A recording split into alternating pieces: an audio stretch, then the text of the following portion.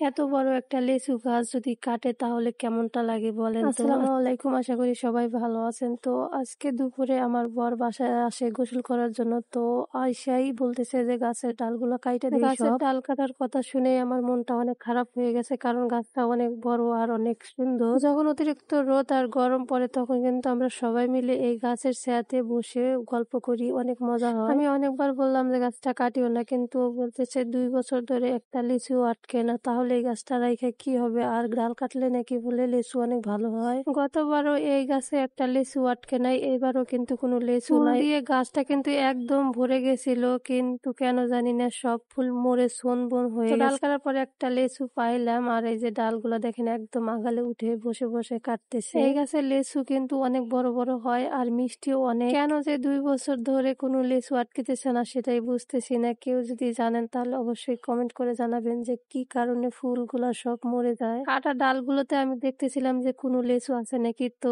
এই 6টা লেচু আমি পাই, আর লেচুগুলা দেখা তো আমার ছেলে অনেক খুশি। লেচুগুলা কিন্তু দেখতে অনেক বড় বড়, যদিও ক্যামেরা এটা ছোট লাগতেছে কিন্তু অরিজিনালি এটা দেখতে অনেক বড়। লিচুগুলা দেখে আমার ছেলে তো অনেক খুশিতে নাচানাচি শুরু করে দিচ্ছে। আর এদিক দিয়ে আমার বরের ডালগুলা প্রায় কাটা শেষ হয়েছে। বাড়িতে কোনো গাছগাছালি কাটলে কিন্তু বাড়ির কেমন জানি একটা ফাঁকা ফাঁকা লাগে, ভালোই লাগে না। উপরে একটা ডালের ভিতরে একটা পাখি বাচ্চা দিছে, তো বললাম যে এই ডালটা কাটিও না, থাক। সব ডালই কাটা শেষ হয়ে গেছে, এখন ডালগুলো সরানোর পালা। তো আমার ছেলে কিন্তু খুবই কাজ করে আমার সাথে। আমার ছেলে আমার সব কাজে সাহায্য করে, আর ডালগুলা কিন্তু অনেক বেশি, তাই মাও নিতেছে সাথে। আর এদিকটা আমার ছেলে লেচুগুলা সব ওর পকেটে রাখতেছে যদি কেউ খায়, এই কারণে পকেটের ভিতরে লেচুগুলা সব গুনে গুনে রাখতেছে যদি কেউ নিয়ে যায়। তো সব লেচু রাখার পরে আমার কাজে সাহায্য করতেছে। ডালগুলা সব নিয়ে সুপারি বাগানে রাখতেছে, আর এই ডালগুলা কিন্তু শুকাইলে জাল দেওয়া যাবে, এই কারণে নিচে রাইখা দিতেছি। আজকের ভিডিওটা এই পর্যন্ত।